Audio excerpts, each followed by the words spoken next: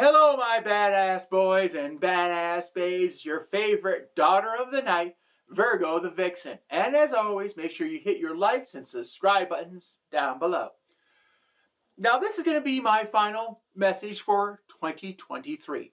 So I was thinking, why don't I do something very sensual, something very serious, something with, joyous, positive message, or should I just be the vixen?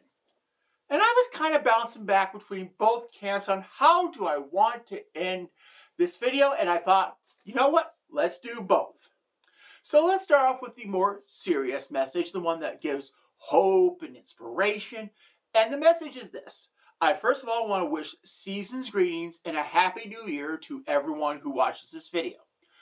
Let me explain why I say season's greetings. For all of you out there who don't know, I am a Catholic. I love celebrating Christmas, but do I have a problem with saying season's greetings? No, because there's 12 other cultural as well as religious ceremonies or celebrations during the month of December, which I think is pretty cool. If you think about it, you have all these religions, all these cultures celebrating, kind of the end of the year, celebrating life and joy, all at the same time, which is pretty cool. And that's why I say season's greeting versus Merry Christmas. So, in the spirit of, wishing everyone peace on earth, goodwill to men, and a blessed new year. Now that I got the message of hope and inspiration out of the way, let us go with the vixen portion of this video.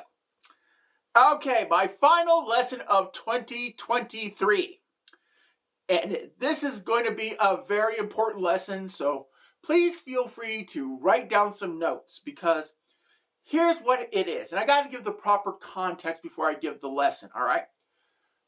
If you're going to make a promise to somebody, do your best to keep the promise. And I guess that's part of the message, all right?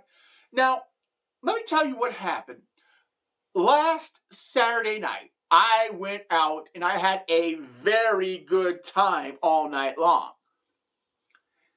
And I'm sure some of you can easily relate. You go out the night, you have fun, but you need to be somewhere else early the next morning. All right, now here is my dilemma. Or should I say the situation where I put myself in, depending on your point of view. All right, so I had a fun time Saturday night. There was a place I needed to be at before 10 o'clock Sunday morning, and that was church. And why did I have to go to church? Okay, you won't believe this, but a good friend of mine, her daughter is going to have her first communion, okay? For us Catholics, first communion is a big thing, all right? And she wanted me there. Why does she want me there? Okay, that's a logical and fair question. For some odd reason, she likes me.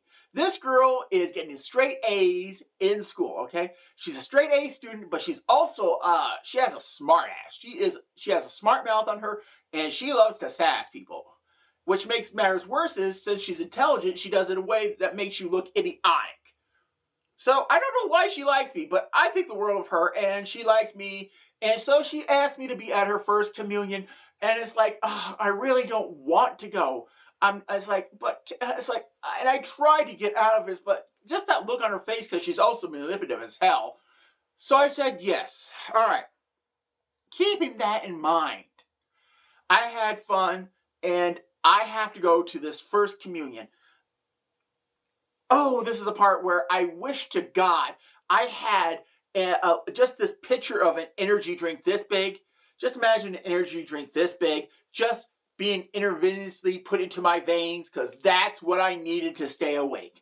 I was at least 3/4 of a way asleep, 1/4 awake when I got up, got dressed, and I looked like I was going to a funeral. I had my longest black dress on. I looked appropriate for church, and I was sunglasses, hat, you name it. I look like I should be at a funeral holding a shovel, okay? Or starring in the next Addams Family movie, whatever. But point is, I should have been not in church on that morning. So, I'm there for her first communion, and I'm just trying to go through the motions the best I can. Please remember, I am barely awake through this whole ceremony. All right. They go through the first communion and it's like, oh, I'm very happy. I'm very proud. It's like, okay, I just got to survive. Just got to survive a little bit longer. And I wish to God I survived a little bit longer. I wish to tell you I fell asleep and I snored in church.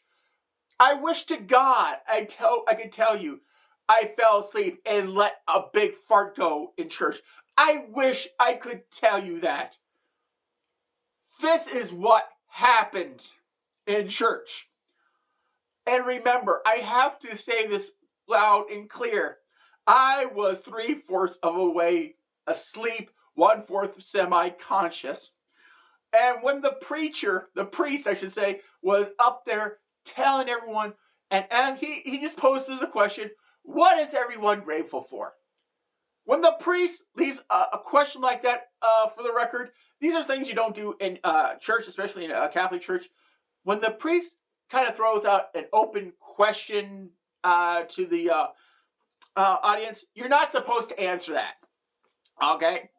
Now remember, I am barely awake.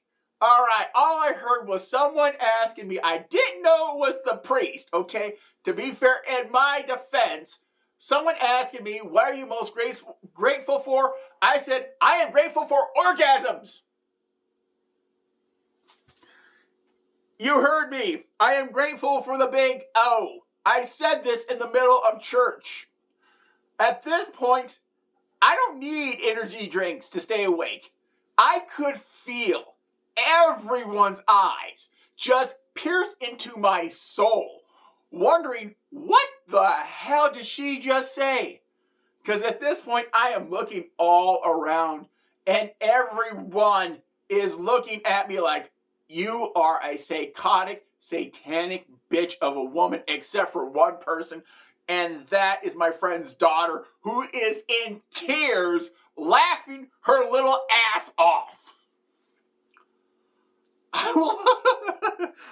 Needless to say, I got called into the bishop's office, and where they informed me that it would be okay if I were to miss the Christmas Mass. They said, it's okay if I miss Christmas Mass this year. So I guess the life lesson in all of this, and probably one of the more important things about this lesson, is try to keep your promises. That's going to be the first thing. Second thing, make sure you're well caffeinated if you have to get up early the next morning. And I guess the third and final thing is, if you're going to be semi-conscious, have a good friend who's going to make sure you don't do anything stupid. Yeah, I gave her a lot of crap for that. So anyways, my badass boys and badass babes, I'm going to be taking off a little bit of time. I will be back in January, either the second or third week. I haven't decided yet. I want to spend some time with my daughters. I want to spend some time with my grandkids. I want to get some new material to tell you all about. So to end on, let's just say, a more joyous and happy note of positivity and hope in mankind, loving, all that good stuff, what I'm going to say, instead of who's your vixen, I am going to say, instead of that, let's see, what can I say that's going to be hopeful, inspiring, that everyone can enjoy? So what I'm going to say is, thank you. Please remember all the friends and family you have in your life. Take this moment to be grateful for them, because I guarantee you in a moment's notice, they can be gone, and it will make your life that much duller. Having your friends and family in your life, I guarantee you, makes the picture of your world that much more brighter and that much more vibrant. So during this time of year, take the time to acknowledge and love them. Happy New Year, and I'll see you in about a month or so.